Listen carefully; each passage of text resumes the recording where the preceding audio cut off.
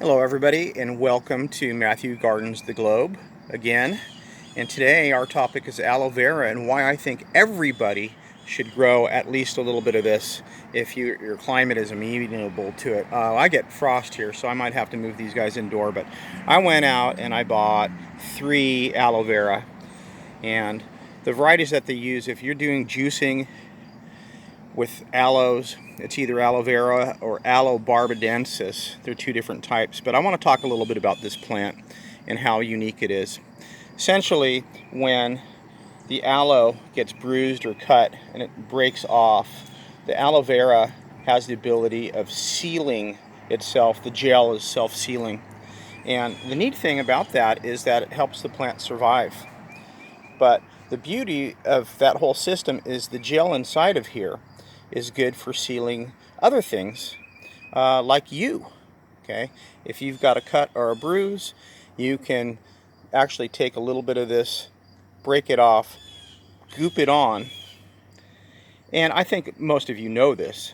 You can goop it on and it's going to help seal. It works like a bandage. Yes, it will wash off. You probably have to reapply. But the neat thing is, because the aloe plant does it for itself. Here, let's just break some off here. Oh God, we got to go get some scissors. Okay. We're going to cut it off because it didn't break with one hand. I can't film and... Oop, there it goes. So there's the goop right there. And it will seal itself. So it'll seal you too. I can't go find the tip. I'll find that later. The implications, though, is that it will seal a lot of stuff, including plants. And where I use this is in production of orchards.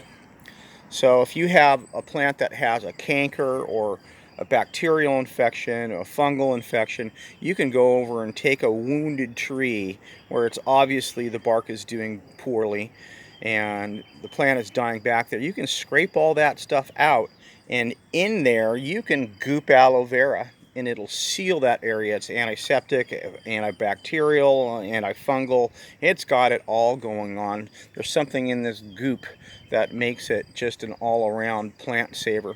Where else do I use it? Okay, let's say you're pruning roses in a given year. I might prune 250 roses. Not currently, but this is in the past. And what I would do is, when I went over and I cut my rose stems, or canes as you will, when I went to leave, I would have a big aloe vera leaf with me, and I would just goop the end.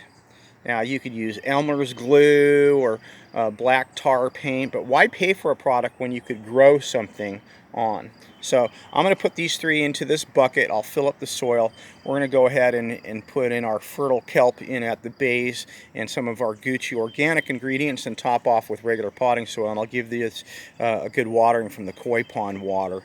And these will sit out on the balcony and look good. But I'm going to use these in green juices. I'll use them topically because I cut myself all the time. When you're a gardener, you just get abrasions and nicks and cuts, and there's insects biting on you and poison ivy and all kinds of maladies out there. So this goop right here is going to go very well to assist me in healing. Know that these are desert plants. They don't need a tremendous amount of water once you get them going, and they will pup out the base, and you might have to dig and divide these down the line. These are a little overcrowded, but I've got a small operation, so this actually works for me.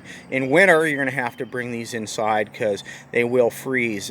We will talk about frost protection for plants down the line in another episode, and maybe we'll try putting one of these aloe veras out in the ice and see what happens. I think you know what's going to happen, but we're going to give it a try anyway. But when we start talking about sugar levels in plant serums and cell division and all that stuff down the line, but for right now, this is the aloe vera, and I'll give this guy a little spin. Again, I got these at a Home Depot. They're about $5 a piece. I think they were overpriced, but I wanted them badly. And when you plant these, you might even cut off a couple base leaves on each side just to give each other a little bit more room. and give them a water one time and saturate the bucket. This bucket actually has holes on the bottom for drainage, and of course, you know, I can move it around. So all right, we'll do an aloe vera update and some more training on how to heal trees and heal your body with aloe vera as time goes on. Thank you for watching Matthew Gardens the Grove. Gardens the Globe. Gardens the Grove? Yeah, I do that too. And Planet Ford. Thanks, guys.